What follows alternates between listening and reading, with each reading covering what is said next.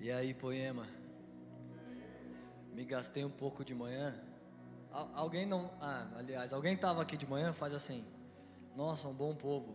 Quem não estava foi muito bom. Né, Tiagão? Foi muito gostoso. Essa igreja está boa demais, maravilhosa demais. Não pelo tamanho, não pelo som, mas eu falei um pouco de manhã. É bom estar nas igrejas. Se eu vou pregar em alguma que não é muito boa, eu estou ali falando, nossa, vamos logo, quero logo pregar, porque está ruim. Mas quando a igreja é boa, eu não quero nunca pregar, porque está boa. E com boa eu quero dizer assim, que eu percebo, discerno no ambiente, que é um lugar onde Deus está gostando de estar. Que nem todas as igrejas Deus gosta, aliás tem um monte que Ele nem vai. E de jeito nenhum eu não estou dizendo, a Poema é melhor. Inclusive a gente estava cantando essa última música do rio cristalino, né? Um dos textos que fala desse rio, Ezequiel 47, fala que debaixo, Ezequiel diz, um homem me pegou pela mão e começou a me levar do lado de um rio. E eu fui seguindo e esse rio saía debaixo da soleira de uma porta. E do lado de dentro da porta estava o trono de Deus, a presença de Deus. E da presença de Deus saía um rio. E nenhum de nós, nenhuma igreja, nenhum homem de Deus, ninguém deveria considerar que esse rio está tipo dominado. Ninguém pode pensar, não, eu tenho a presença. Eu canto, eu carrego a presença. A presença não é dominada. Ela tem seu próprio fluxo, seu próprio fluir. Ela tem que ser cativada. Não dominada, ninguém pode ter a segurança de pensar, não, eu faço, aconteço e vem. A presença de Deus é sensível, ela tem que ser defendida, observada. Se a igreja está lá funcionando normal no culto dela e ninguém olha para a presença, ninguém realmente deseja a presença, pode ser que você perde ela e vira só uma reunião de homens. Então Deus me livre de uma reunião de homens. Lá uns 10 anos atrás até me animava, era legal, mas hoje já não dá mais. Tipo um culto que um homem vem com poder e eloquência, versículos, fala um monte e você fala, nossa, o cara manja. É até empolgante. A Bíblia diz, nos últimos tempos Deus falou muito por profetas, por homens de Deus, mas nos últimos dias Ele nos fala por meio do Filho. Então melhor do que você ouvir um homem de Deus é você ouvir do próprio Jesus, uma coisa que o próprio Jesus tem para te dizer. Então eu queria te convidar a fazer isso comigo, a gente só ouvir Jesus, dar um espaço para o Espírito de Deus agir. Em igrejas que eu falei assim, tipo igrejas ruins, tem igrejas que realmente são ruins. Você lembra na Bíblia que Deus fala isso. Deus diz para Amós, para Sofonias, fala, gente, fala para esse povo que eles cantam, eu tampo o ouvido. Eu odeio que eles cantam. Fala que eu estou cansado das assembleias solenes desses caras, eu não gosto. Não é para mim que eles fazem. Eles vão estar lá na fila, Senhor, pregamos em teu nome, fizemos um monte de coisa, éramos bonzinhos, expulsamos demônios. E eu vou dizer, eu não conheço vocês. Vocês fizeram obras mortas, elas não eram vivas para mim, não era nem para mim, era só uma reuniãozinha. Então várias vezes na Bíblia que Deus interfere com os profetas e diz para o povo que eu não recebo. Diz que quando eles ofertam eu tampo meu nariz, porque é esmola. Eu não pedi esmola para esse povo. Quem quiser me adorar, venha de todo o coração. Quem quiser trazer boi manco, nem precisa. Lembra? Deus confronta o povo, Deus é muito enjoado, né? Tem um texto que diz assim, os poderosos dessa terra tramam contra Deus, o Senhor dos céus zomba deles. Em outras versões, o Senhor dos céus ri deles. Tipo, eles estão lá poderosos, bilionários e tramando, vamos fazer isso, encaixa essa coisa política, vamos derrubar a igreja, cria coisas. E o Senhor, Ele governa todas as coisas. Ele governa a igreja, Ele governa a terra, e Ele está rindo desses caras. Por que eu estava falando isso? Às vezes, se você não me conhece, como já falou, me chamo Gustavo, faço parte lá da liderança da igreja de Taubaté, há mais ou menos uns 10 anos. Então sou casado com Lili, que ministrou o ofertório. Está grávida de 8 meses, daqui a pouco vem minha filhinha. Próxima vez que eu venho em São José, quem sabe eu já venho empurrando um carrinho, né? Deixa ela ali no cantinho, não vejo a hora de ela nascer. Então tem vezes que eu estou falando, eu esqueço as coisas que eu estava falando. Por exemplo, eu nem sei mais porque eu estava falando isso. Você pode fechar seu olho, orar um pouco comigo. A gente pode juntos dar espaço para Jesus. Jesus, obrigado pela sua igreja, obrigado por essas pessoas, por Maciel, Vande, lá dentro, toda essa liderança que a sua palavra diz que nós devemos honrar esses homens que ensinam, esses homens que têm investido suas vidas nessa igreja. Nós amamos ouvir eles, amamos ouvir pregadores que nos ensinam, mas nós queremos, como igreja, com essa autoridade que o Senhor nos deu na terra, o Senhor fala por meio de homens, mas o Senhor fala por meio do seu Filho. Nós queremos dar um espaço do seu Espírito Santo tocar pessoas, tocar o nosso coração, num ambiente, numa reunião que não são homens que controlam. Nós não estamos aqui fazendo um espetáculo para homens, mas todos nós viemos aqui por um único motivo, que é o Senhor Jesus. A minha expectativa está no Senhor, a expectativa desse povo está no Senhor, nossa atenção está voltada para o Senhor. Não nos deixa ser uma daquelas igrejas que o Senhor está à porta e bate, e se alguém abrir, o Senhor entra e ceia. A nossa porta está aberta. Nós não temos nada para fazer se o Senhor não vem, nada para fazer se o Senhor não entra. Será que você consegue deixar Jesus te tocar, expor um coração ferido, vulnerável, seja como você tiver? O meu coração está em uma das piores fases que eu já estive na vida. A minha família não está bem, né? Não. Aqui o governo está bem, mas para cima de mim está os cacos, drogas, prostitutas, e daí para cima está horrível. Mas eu coloco esse meu coração em cacos a Jesus nessa hora, e você pode colocar o seu. O Senhor pode nos tocar, Jesus. Os nossos horários, nossos protocolos, nada disso é mais importante do que uma igreja centralizada no seu Espírito, no seu poder. Nós cremos que o Senhor fala através do Filho, e o que eu oro com esses meus irmãos, que o Senhor pessoalmente possa falar com eles. Eu posso dividir uma palavra e que o Senhor fala com essa igreja através da palavra, mas mesmo sem pregações, o seu Espírito é livre de passear no nosso meio. E cada pessoa que está aqui, você pode sussurrar para Jesus, você pode se pôr diante de Jesus, de luz acesas como nós estamos, expulsando qualquer constrangimento, qualquer vergonha, defendendo mais do que reputação, mais do que pregação, defendendo a presença de Deus. Você é a igreja, o lugar onde Deus habita. Será que Deus pode te tocar agora?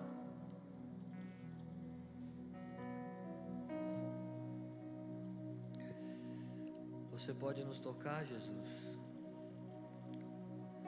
Você pode tocar cada pessoa no lugar que ela está. O Senhor que sabe exatamente o que cada pessoa precisa. Nós estamos de olhos fechados, com os olhos do Espírito fitos, ligados no Senhor, no seu mover, no seu Espírito. Come on, Jesus.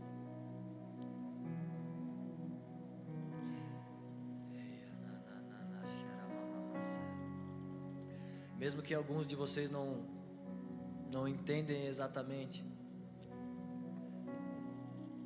mas você pode se render nesse ambiente de uma adoração que a gente levantou, que o ministério de adoração nos serviu, e nós estamos ministrando, esticando isso para Jesus. Ah, Jesus, toca cada irmão, cada irmã, Senhor, com coisas que eu não sei, com coisas que os homens dessa casa não sabem, mas que o Senhor sabe. Coloca boas sementes no coração dessas pessoas, troca corações de pedra por carne, nem pela minha oração, mas só porque essa igreja te dá todo o espaço de agir nesse momento, toda a preferência de agir dentre nós. Que o Senhor possa encontrar nessa casa pessoas que respondem ao Senhor, pessoas que podem ser tocadas por você. O Senhor pode me tocar, Jesus. Jesus pode te tocar nessa hora. Você deixa que esse Espírito toque seu coração, repouse sobre você.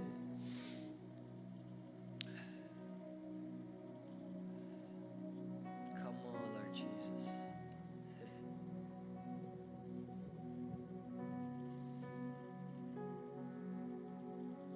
Jesus. Ei, Jesus. Come on, Jesus.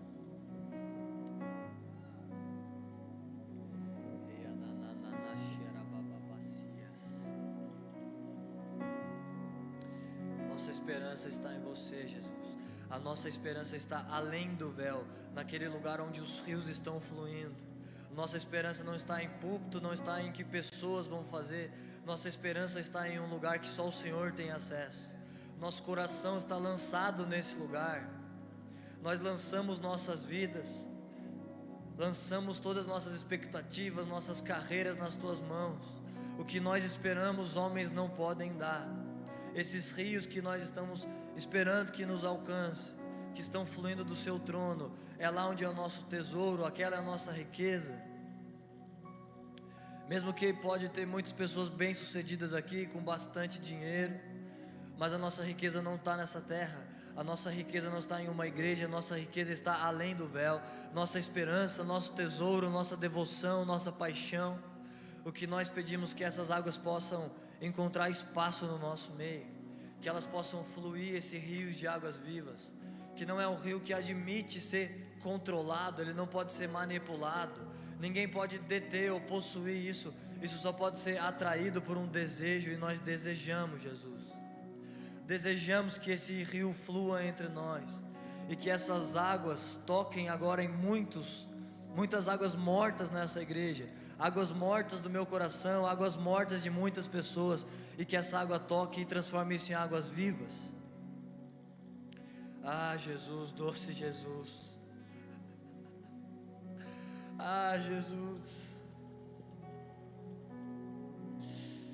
Come on, Jesus. Você pode se render a Jesus, mesmo se você tem que fazer um esforçozinho, mas se render, ficar vulnerável a Jesus. Vem Espírito de Deus, vem Espírito de Deus.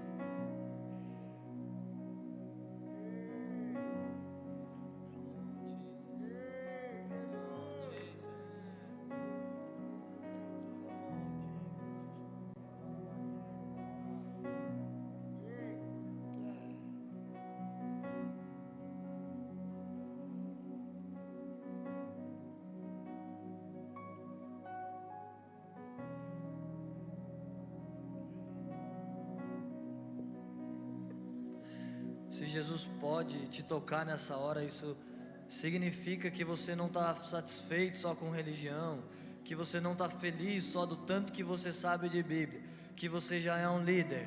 Não, isso não está bom. Se Jesus pode te tocar ainda, isso é bom. Isso é uma igreja viva, uma igreja que está olhando para a presença, defendendo a presença. Se nós somos essa noiva de Jesus, isso não é um poema de homens. A Bíblia diz que nós somos a noiva, nós somos chamados para ser noiva, não um bando de escravos, um bando de servos, mas a noiva. Então, como noiva, nós não queremos só que uma vez por semana a gente ouve falar alguma coisa do noivo, mas nós queremos ter um relacionamento com esse noivo, estar perto, ouvir de Jesus, ouvir do próprio Filho o que o Senhor tem a dizer. Você pode convidar Jesus, cativar os olhos de Jesus, defender sua mente de preocupações, de protocolos do que nós deveríamos estar fazendo, defender de outras vozes e só calar tudo isso e defender a voz de Jesus.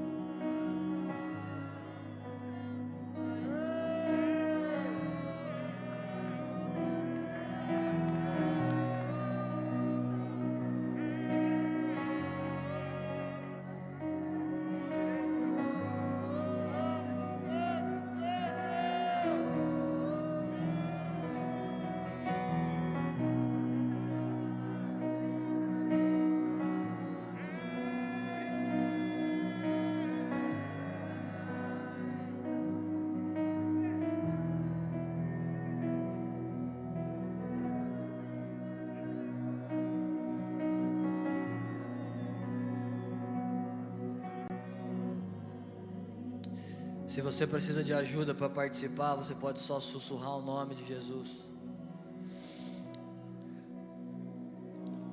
Você não precisa ficar sentindo alguma coisa, mas você precisa dar espaço para Jesus mudar o nosso coração, nos dar um toque fresco.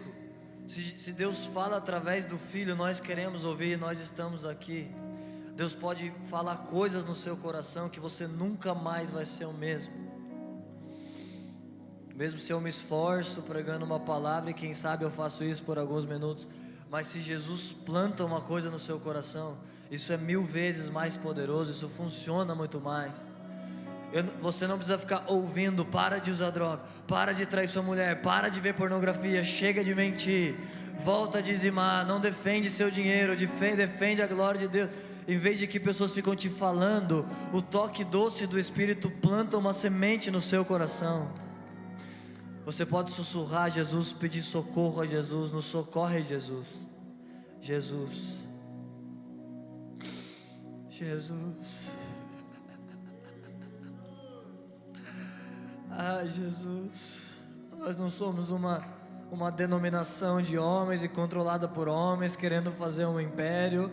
Nós somos um povo com fome do Teu Espírito, com sede desses rios que nós cantamos.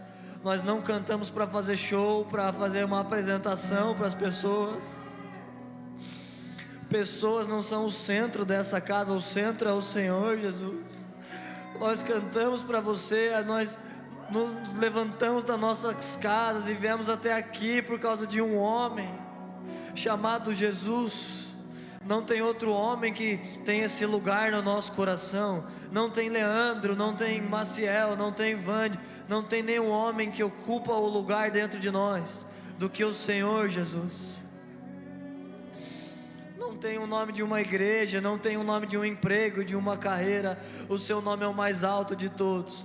Nós estamos aqui te perseguindo, procurando o seu coração. Vem Jesus. Você consegue sentir esse ambiente da igreja de Jesus? Esse ambiente é nosso, pertence à igreja. A nós não foi prometido carros, dinheiro, um monte de coisas, mas foi prometido a presença de Deus. Foi prometido o Santo dos Santos, acesso a esse lugar dentro do coração de Deus. Você pode acessar, e você pode levar lá a sua necessidade, levar lá o seu pedido diante de Deus. Você pode sentir esse ambiente que é um ambiente de romance da noiva com o seu noivo. Esse romance não é só teórico, não é só uma coisa que os pregadores falam, é uma coisa para você desfrutar. O noivo deseja estar com a sua noiva, por isso ele chama a igreja de noiva, e a noiva deseja estar com o seu noivo.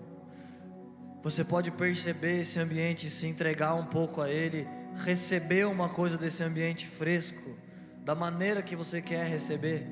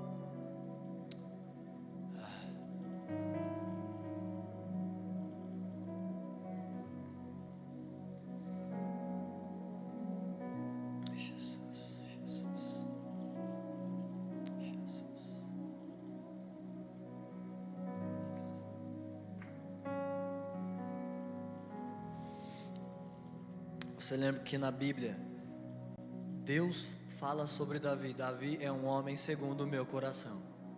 E olha a moral que Davi tem com Deus. Apocalipse diz: eis que eu venho e eu tenho na minha mão a chave de Davi. Chave que abre portas que ninguém fecha, e fecha portas que ninguém abre. A chave de Davi era a chave do coração de Deus. Davi sabia falar com o coração de Deus.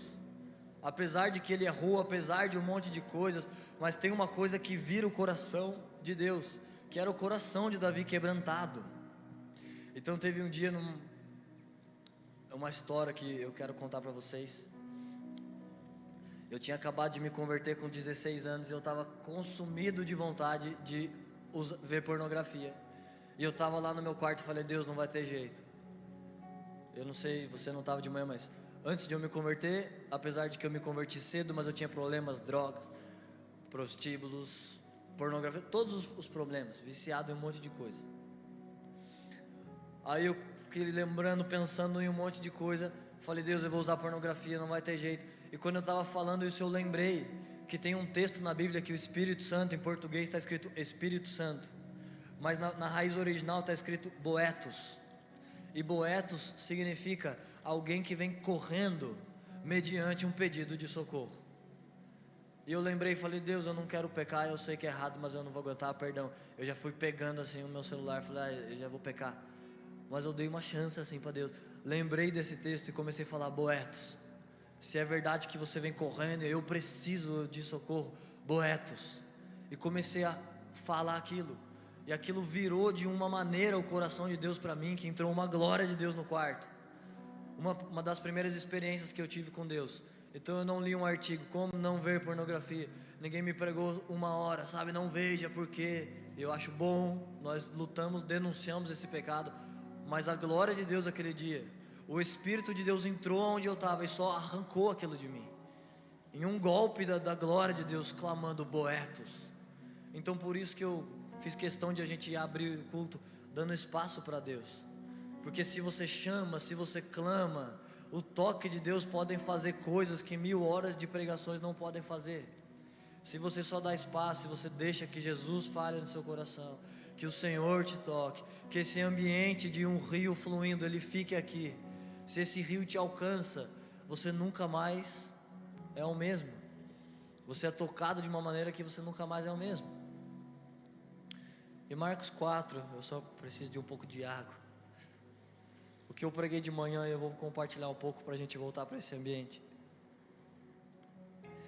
Eu compartilhei de manhã em Marcos 4.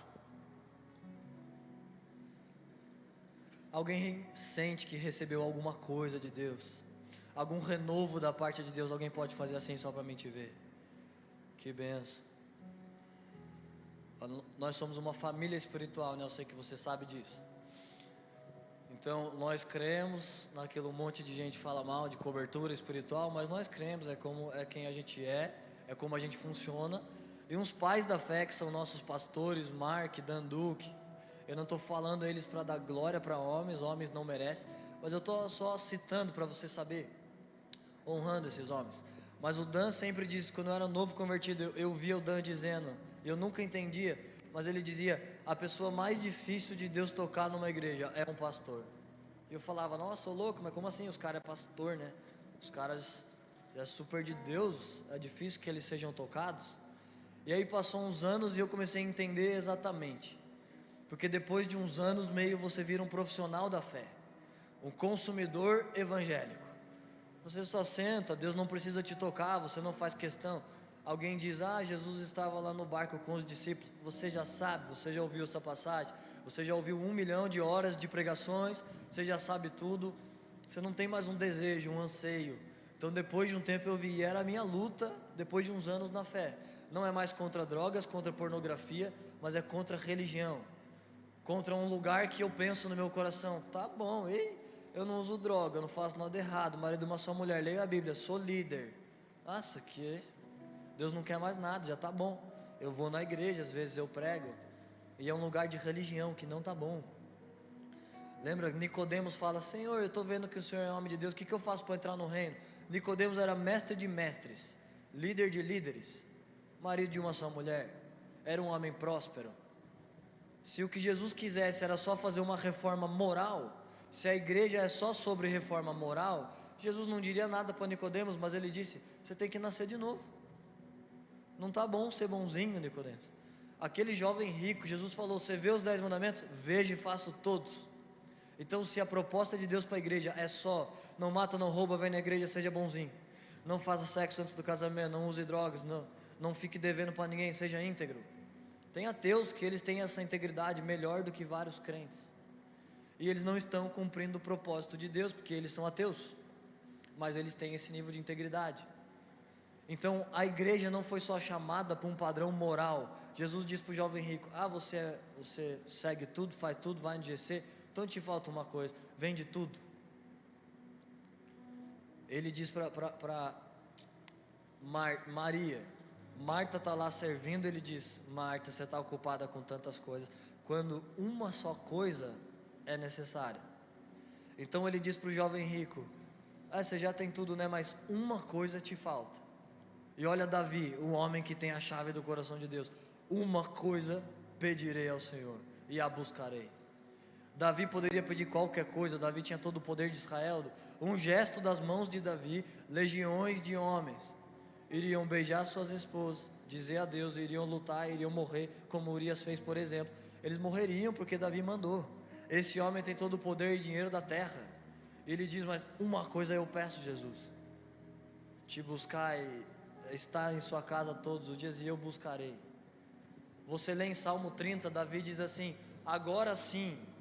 Lembra, Davi sofreu muito. Davi fugiu de Saul, anos de perreio, perseguição, escassez, pastorzinho de ovelhas, não era reconhecido, sofreu muito, mas tem um momento que ele tem a glória do reinado, todo mundo está olhando para ele, e lá em Salmo 30 ele diz: agora sim, o Senhor me fez um homem rico, e a minha fortaleza é imensa. Aí quando ele percebe isso, é a fala de muitos pastores, quando o pastor percebe: minha igreja é monstro, o som está funcionando, nossa, tudo animal. Quando ele olha para essas coisas, ele pode perder o rosto de Deus. Você lembra de Laodiceia? Jesus diz para Laodiceia: vocês dizem para si mesmos, e Laodiceia é uma igreja: somos ricos, já não temos falta de mais nada, mas o que eu digo sobre vocês, são pobres, cegos e nus. Eu não estou aí. Para outra igreja, Jesus diz: vocês estão fazendo culto, e eu estou do lado de fora batendo na porta. Se quiser essa reuniãozinha de homens, pode fazer, mas se alguém abrir, eu entrarei e cearei com ele. Então no Salmo 30, quando Davi diz: agora sim, eu estou como uma fortaleza, no verso seguinte ele diz: quando eu pensei isso em meu coração, o rosto de Deus se virou, e a minha alma ficou desesperada. Olha porque Davi era um homem segundo o coração de Deus. Porque muitos homens, se eles olham e a fortaleza deles está forte, se a glória de homens, todo mundo diz: Davi é o rei, esse cara é monstro. Se ele tem reputação de homens, dinheiro, poder, influência no reinado, tanto faz para onde Deus está olhando. Algumas pessoas se apoiam essa glória no seu próprio moralismo. Tanto eu sei lá onde Deus está olhando. Cara, eu não roubo ninguém, não mato, vou na igreja, não preciso de mais nada não. Então ela, no intelecto, ela diz: Jesus me salvou. Mas no espírito, na vida real, ela é salva pelo próprio moralismo dela. Ela sente que ela é crente, ela é líder, então Jesus não está fazendo mais que obrigação. Então Davi vai rompendo religião, e quando ele percebe o tamanho do homem alto que ele se torna, ele diz: quando eu pensei isso, o rosto de Deus se virou. Mas ele era rei, ele era todo poderoso, e aí ele diz: a minha alma ficou desesperada. Em outras versões: o meu espírito ficou aflito. Porque para Davi não basta ter o reinado, não basta ter nações, se Deus não está lá. Antes de Davi, Saul foi rei, e sob o reinado de Saul, a Bíblia diz: multiplicou-se palácios, conquistaram terrenos. Saul fez um bom reinado, prosperidade, Israel cresceu, mas nem um dia Saul reinou 40 anos, e Saul era ótimo moralmente. Gente, olha para você ver que fita, olha o pecado de Saul, que Deus rejeitou Saul. Deus disse: Saul, estou te dando nação, quando vocês entrarem, mata tudo. Saul até foi bonzinho, Saul poupou parte dos animais, e Deus tinha dito: mata tudo, e ele não matou tudo. O que significa? Obediência parcial é desobediência. Saul obedeceu, mas só um pedaço. As ONG, os esquerdistas iriam adorar. Ah, se o cara não matou, ai que benção. Mas Deus falou que era para matar. Então moralmente ele era até que bonzinho, mas ele reinou por 40 anos. Enquanto ele reinou, lembra que nós cantamos? Esse rio, ele flui de um trono. Nesse lugar da presença de Deus, no Antigo Testamento, estava a Arca da Aliança, que ela representava a presença de Deus. Só que Israel estava sem a arca, ela tinha sido roubada de Israel. Israel não tinha a presença, mas Saul não se importou. Desde que o reino está crescendo, desde que os terrenos estão crescendo, desde que está tudo dando certo, desde que eu estou no bom emprego e minha vida prospera, a palavra não me incomoda muito, não me confronta, desde que está tudo bem. Mas a arca tinha sido roubada. Agora quando Davi assume o governo, a primeira coisa que Davi faz é: vamos buscar a arca de Deus. Mesmo que ele faz de um jeito errado, você lembra lá, eles vão buscar de um jeito errado, mas o coração dele está todo o tempo defendendo a presença de Deus. Por isso Davi é esse homem que atraía o coração de Deus, porque ele tinha um coração contrito, quebrantado. E nesses lugares, nesses corações, são corações aonde Jesus gosta, aonde ele faz questão de aparecer. Se ele é tolerado num lugar, assim, eu não sei todas as coisas, eu não sei todo o agir de Deus, porque Deus faz como Ele quer fazer. Não conheço nenhuma linha teológica, pentecostal, presbiteriano, evangélico, católico, nenhuma linha consegue pôr limitações para o comportamento de Deus. Você pode dizer: sou pentecostal, eu te mostro um jeito que Deus age parecido com o presbiteriano. Ah, eu sou católico, te mostro um jeito que Deus age com você. Nenhuma religião, você me entende, né? Deus não lê essas religiões, esses livros para dizer: deixa eu ver como que eu tenho que fazer. Deus não está importado com essas coisas que a gente faz. Deus é maior que todas elas. Deus se move como Ele quer. Mas uma coisa que eu sei sobre Deus: Ele não gosta de ir em lugares que Ele é tolerado. Ele gosta de ir em lugares que Ele é desejado. Se alguém abrir a porta, então eu vou. Se alguém está desesperado, então eu vou. Como Jesus disse: nossa, da onde veio isso, gente? Eu achei que era um sinal de Deus, uma neve, sei lá. Tem uns caras que viram um pó de ouro, uma coisa, né? Parte é mentira, mas parte é verdade. Conheci um cara crente, homem de Deus, que viu o negócio de pó de ouro mesmo. Que parte que eu tava? Não é nada do que eu ia pregar. Ah, tá. Então olha para você ver, né? Lá quando Jesus falava em parábolas, uma pessoa pergunta: Jesus, por que você fala em parábolas? Ele diz: para que ouvindo eles não entendam, e para que vendo eles não percebam, porque os mistérios de Deus estão escondidos. Se o que eles querem é julgar intelectualmente e ver a potência do negócio, está escondido. Paulo diz: a glória de Deus foi escondida dos sábios dessa era. Jô Soares já leu a Bíblia inteira, e o que ele viu lá dentro? Heresia. Mas a Bíblia diz: mas aos pequeninos foi revelada a glória de Deus. Ele é um intelectual, um homem poderoso, um dos poderosos que vai estar de joelhos dobrados dizendo: nossa, Jesus é o Senhor. Eu não acreditei, eu zombei dessa fé, mas é verdade. Todo olho verá, todo joelho se dobrará. E ele vai estar junto com os poderosos da terra de joelhos dizendo: Jesus, o Senhor é Deus mesmo, foi mal. Então Jesus falava em parábolas, porque se o que você quer ver é uma coisa para julgar ou o intelecto, ou para ver qual que é a reputação de Deus, é outra coisa que eu percebi de Deus: Ele não defende muito a reputação dele, não. Não sei quantos conhecem, eu acho que todo mundo, Brunão Morado. Não por essa história, né, mas por várias. Pessoas perguntam: por que tem fome na África? Cadê Deus então, se crianças são violentadas? Deus não está vendo, Deus não está fazendo nada. E Deus está vendo. Deus vai fazer, Deus vai vir num cavalo branco com cetro de ferro julgar nações. A Bíblia diz: suas vestes estão salpicadas de sangue. Isso é que Ele vem julgando em cavalo, ensanguentando as nações. O nenenzinho da manjedoura volta como um cavalo branco. Ele vai resolver, mas não chegou o dia de resolver. Ele está vendo toda a dor, mas o dia do juízo não é hoje. Então eu não sei porque tem fome na África, eu não sei porque pessoas morrem. Mas se Deus tivesse preocupado, nossa, o que vão pensar de mim? Deixa eu resolver essa fome lá na África. Lá o Brunão, a Miriam estava grávida, acho que mesmo tempo que a minha esposa.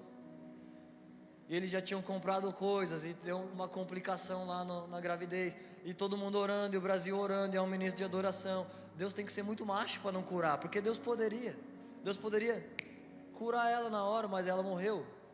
Então vê como a reputação de Deus corre perigo. Agora pessoas vão dizer, se Deus tivesse poder mesmo, o cara canta, é crente e tudo. Todo mundo orando, Deus não fez nada. Se Ele quisesse, se Ele tivesse preocupado, Ele iria lá resolver. Mas como Ele disse para Tomé, Tomé, você viu e creu, mas felizes aqueles que não viram e creram. Então você não sabe, há perguntas sem respostas, eu não sei, mas eu continuo crendo.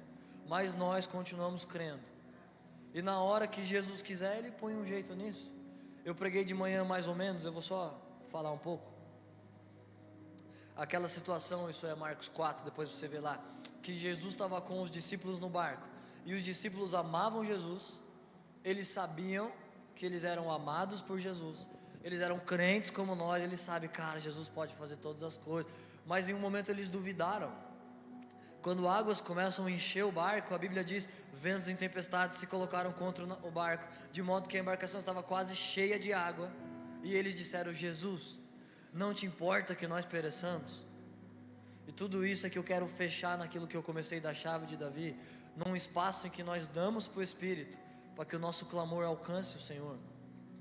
Aqueles discípulos sabem que Jesus poderia usar a sua influência para resolver a situação, para que as tempestades não viessem, para que o barco não ficasse quase cheio, mas eles duvidam de Jesus. Eles dizem, Jesus, não te importa que nós pereçamos? E Jesus fala, nossa gente, por que vocês não têm fé, hein? Por que vocês são tão tímidos? E se coloca à frente do mar e diz, acalma-te, e o mar obedece. Então só isso para mim já é a resposta, por que não tem fome na África? Porque pessoas, eu também me mexe com o meu espírito, eu fico com ódio. Eu vejo no jornal pedófilo, eu tenho vontade de ir lá matar ele. Se eu não fosse crente, eu ia fazer parte desses grupos de extermínio, esse justiceiro. Eu conheci um cara, você acredita? Que se junta com outros caras e vai justiça às próprias mãos. Mas Jesus disse, felizes os que têm fome de justiça, porque eles serão saciados. Eu não recomendo o comportamento dele não, tá gente? Só para ficar claro. Mas minha natureza caída gosta. Falar, tem mais que morrer mesmo. Mas assim, Jesus vai resolver essa sede de justiça. E por que o barco responde? Porque aparentemente Jesus está dormindo enquanto nós dizemos, Senhor, não te importa que nós pereçamos, você não está importado com essa terra? E ainda os apóstolos dizem, não te importa que nós, tipo assim, Jesus, nós somos os crentes. Os funkeiros têm carro de 500 mil, eu estou sofrendo aqui precisando de R$1.000 para fazer um negócio, você não se importa? Não te importa que nós, a igreja, a gente faz as coisas certinha, ou tomara que a gente faça? Não te importa que a gente sofra e Jesus está aparentemente dormindo? Mas o que eu quero te dizer, se você vai ser encontrado por Jesus no seu lugar certo, de clamar, quando chegar o tempo devido, o tempo em que Jesus disse, chegou a hora, Ele vai se levantar. Então para todos os gritos que nós podemos ter lá dentro, não te importa, Senhor, perdi alguém de câncer, minha filha morreu, aconteceu isso, não te importa, o Senhor não viu, não vai fazer nada. Aonde o Senhor estava quando eu fui abusada? Aonde o Senhor estava? Preciso pagar a conta de luz. E os endemoniados estão ostentando lá em Dubai, cantando prostituição. Não te importa, o Senhor não está olhando para nós. Mas enquanto o Senhor está num sono aparente, só parece que Ele não se importa. Enquanto Ele está fazendo isso, Ele está conduzindo a igreja, te conduzindo através de aflições, medos, dúvidas, preocupações. Isso é um milagre, a maneira com que Deus faz a igreja. Sabia que Deus poderia dizer, igreja não vai ser perseguida, não vai ter pandemia nenhuma, pode enfiar 2.000 pessoas, eu sou dono do ouro e da prata, vamos pôr aqui para São José, milhões aqui. Deus poderia, mas a verdade é que Deus pode olhar lá no Antigo Testamento até hoje, Ele vai levando a igreja através de muitas aflições. Isso faz com que o milagre seja maior do que se Ele só resolvesse todos os problemas. Lembra aquela sarça que ela pegava fogo e não se consumia? Se Jesus apaga o fogo, ela obviamente ela não vai se consumir. É um milagre que ele apague o fogo, mas é mais milagre que ele não apague e ela continue lá. É milagre que ele resolva a sua causa, que ele se levante na hora que você quer e use a influência dele para converter a pessoa que você ora, para trazer o dinheiro que você precisa, abrir a porta que você pede, libertar a doença que você precisa. É um milagre, mas é mais milagre que em meio a um Deus silencioso, nós estamos crendo, nós estamos clamando. E a boa notícia é que um dia vai chegar o momento em que o nosso clamor alcança o coração dele e ele se levanta. Eu falei um pouco como eu me converti. No primeiro dia que eu visitei uma igreja, aliás, que eu visitei a Poema, eu fui lá em casa e falei, eu não tenho jeito mesmo, eu já tinha tentado parar de usar drogas, não tinha conseguido. Estiquei um papelote de cocaína, cheirei inteiro, sentei lá no fundo da cadeira. Falei, Deus, eu sei que com essa vida aqui, pelo que eu estou ouvindo, eu sei que eu vou para o inferno, só que para mim não vai ter um jeito mesmo. Eu acho que eu nasci para ser muito louco. Já tentei, teve vezes que eu peguei minhas drogas, joguei na privada, dei descarga, mas nos outros 5 minutos já peguei a bicicletinha, já fui lá comprar de novo. Não conseguia, mas esse dia eu sentei em algum momento e falei, Deus, se o Senhor puder, sim, eu não consigo, mas se der para viver sem usar drogas, se der para ser crente, eu gostaria sim de me converter, se fosse possível, sentir uma coisa de Deus. Então com certeza tem 2 tipos de pessoas aqui, pessoas como eu, pessoas cristãs, crentes, que nós precisamos que Jesus se levante, e pode ser que ele não levanta agora, mas nós precisamos, e o nosso clamor vai fazer com que ele se levante, hoje, ou quando ele disser, chega, para toda essa bagunça que você vê na terra, mas ele vai se levantar. E por outro lado, pessoas como eu lá, com quase 16 anos, eu estava lá lotado de pecado, e eu duvido se alguém entre nós, se você está lotado de pecado. Já teve momentos que eu era líder na igreja e eu me senti lotado de pecado. Entrei na igreja e falei, Deus, misericórdia, as pessoas pensam que eu sou de Deus, mas eu estou como Davi. Meus pecados são maiores do que os fios de cabelo da minha cabeça. Eu estou oprimido, me liberta, me livra, pelo amor de Deus. Então há tempestades que vêm sobre nós, e o sono de Jesus não pode dizer para mim e para você que ele não faz nada, que ele está indiferente. Jesus não está indiferente. Quem de nós poderia olhar para Jesus na cruz e dizer, morreu na cruz, viveu 33 anos, mas agora esqueceu de nós, não faz mais nada, não vem mais na igreja, ele não visita a igreja, ele não vai na minha necessidade, ele não vê que eu estou sofrendo, ele não responde meu clamor. Quem poderia dizer que ele agora desistiu e virou o zombador dos humanos, ele está só lá no trono? Esses caras se dão, não vou lá não. E você está clamando, Jesus salva minha casa, e ele fala, não, eu tenho mais que fazer, tem os missionários sendo torturados lá, eu não vou atender esse clamor não. Quem de nós poderia dizer, chega no inferno e diz para Deus, Senhor, o Senhor sabe que eu estou aqui, porque o Senhor não me libertou dos meus pecados. Eu clamei, eu pedi, eu me pus de joelhos, eu ultrapassei a vergonha, eu ultrapassei a reputação entre homens, eu pus tudo diante do Senhor, falei, Deus, me livra, se levanta, acorda. Não te importa que eu estou perecendo de pecado, não te importa que eu estou enfiado na lama, e o Senhor não escutou meu clamor. Ninguém vai poder dizer isso, porque o Senhor vai nos ouvir. O Senhor não está indiferente à sua igreja. Então eu queria te convidar a ficar de pé comigo.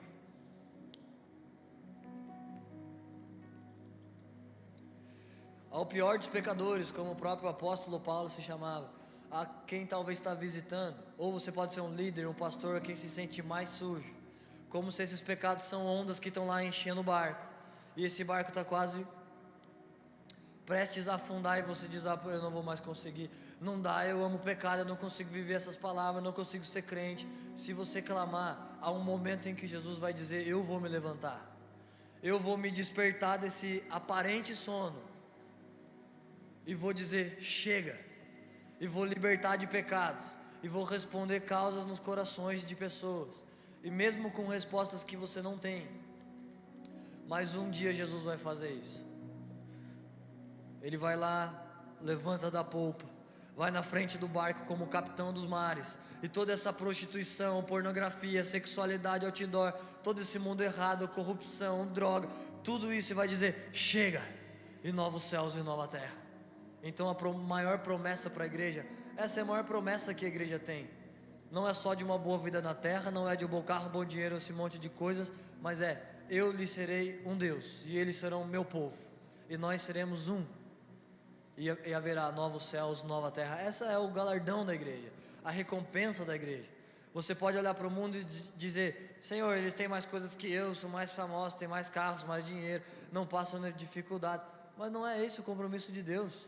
Não é para isso que Deus nos chamou como igreja.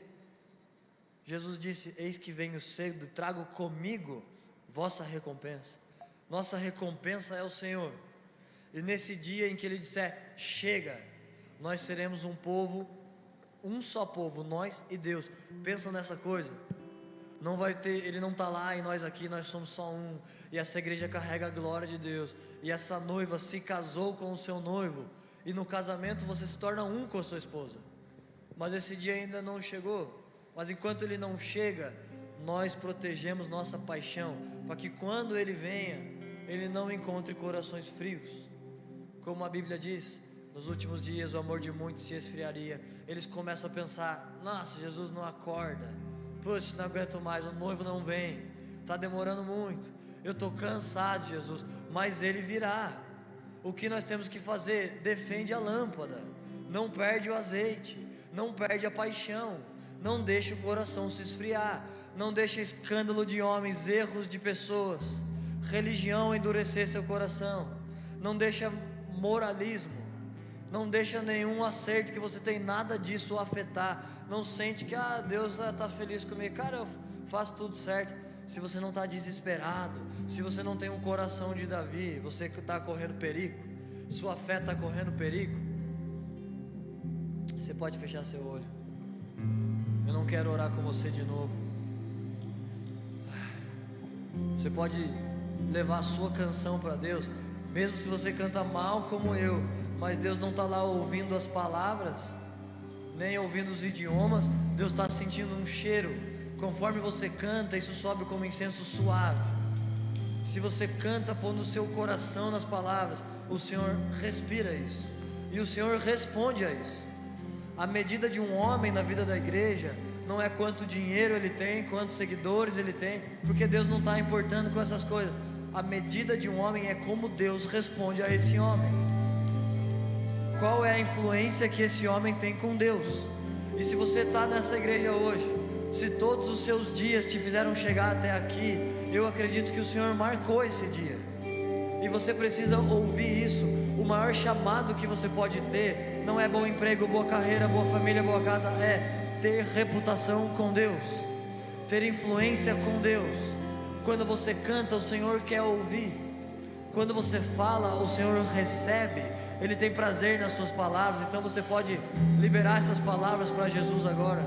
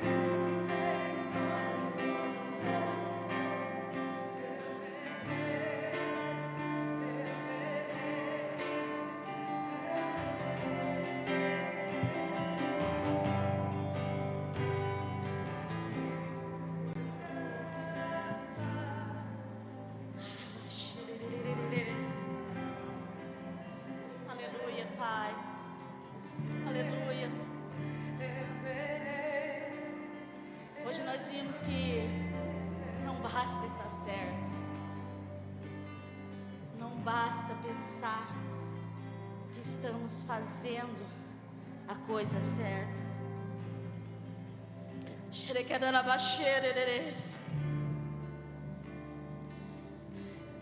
Ele espera uma noiva apaixonada.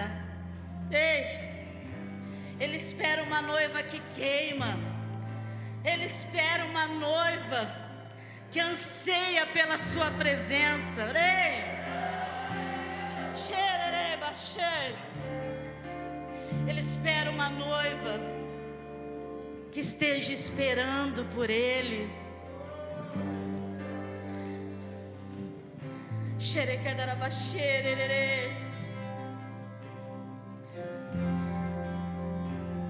Quando há um casamento, a noiva se prepara.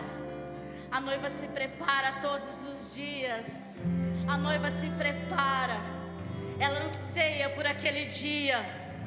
Ele espera uma noiva que esteja ansiando da mesma maneira. Uma noiva que se apaixona todos os dias novamente.